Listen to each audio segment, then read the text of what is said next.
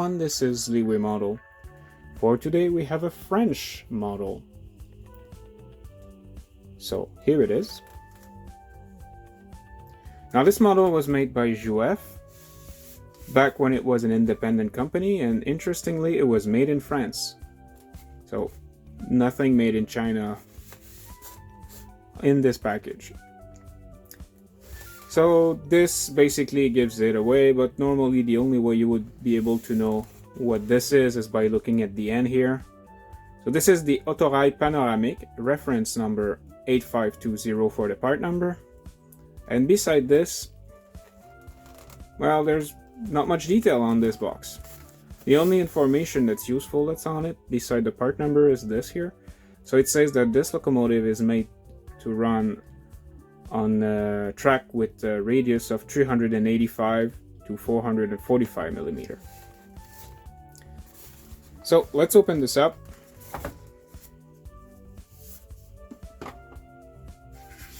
Here it is.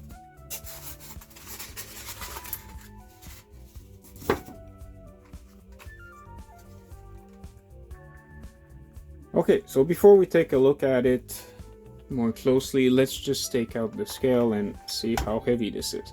Right now I can tell you that's pretty light. Now you have to remember, before I put this down, this model is probably over 30-40 years old. So back then model trains were more like toys than actual model. Kids with some pocket money could go to the store and get some. Good luck today. So this weighs in under 200 grams at 192. This is very light by today's standard. It's almost as heavy as a Hornby 040 with a die-cast running board. So, well, let's start with some details here. So first of all, you're going to take a look at each end here. All the windows on the first level here, they're all completely sealed off. They're just gray. And for that era of when the model was built, this is pretty normal. So we have glazing on those two things here, on those lights. I don't think that there are any lights in there though. Some buffer which are separately applied with a hook of some sort. If we take a look, we see the first SNCF logo, that is the French Société Nationale des Chemins de Fer Français, which is the state railway. Here's an identification plate. This one was number X4203. So we can see here with this model that it has a very particular shape. So on the first level here, you had the second class at both ends here. Now this part here is where you had all the engines and mechanical parts.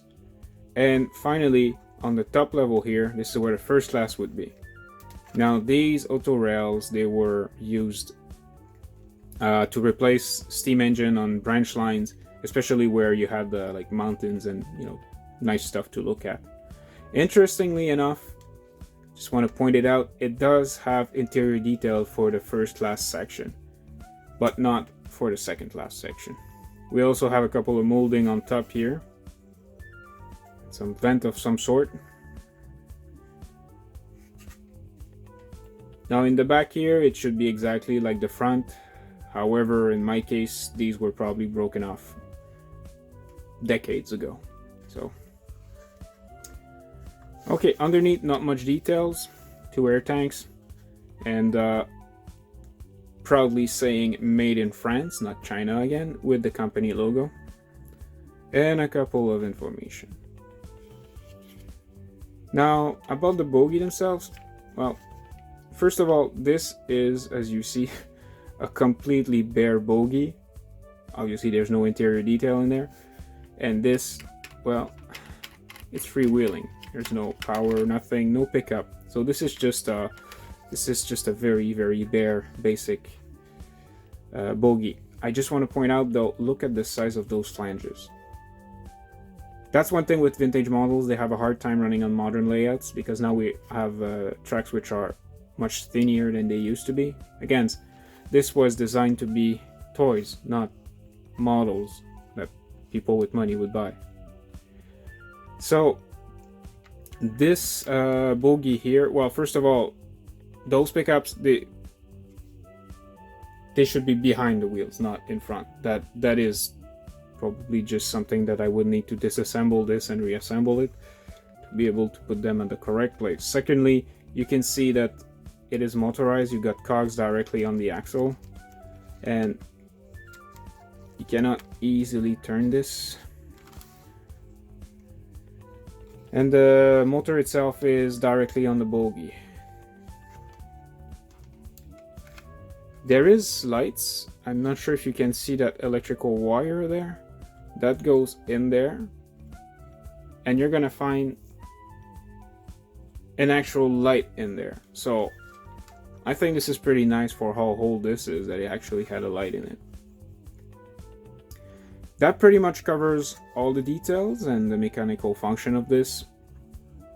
Now, this is a very, very basic model by today's standard, but I think that back then it could have made a bit of an impression because, you know, it has many colors, it has that interior details there.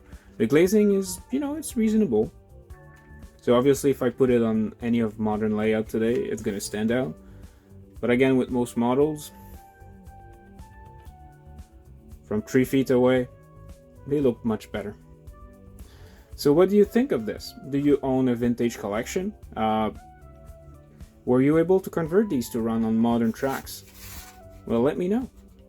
I really do like those old models because they come from a time where things were much simpler.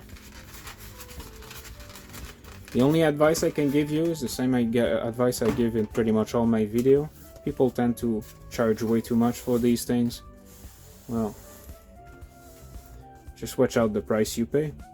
And if you like the look of it, or it reminds you of fond memories from when you were young, go ahead, get them. So on that note, this was Leeway Model. Leeway Model out.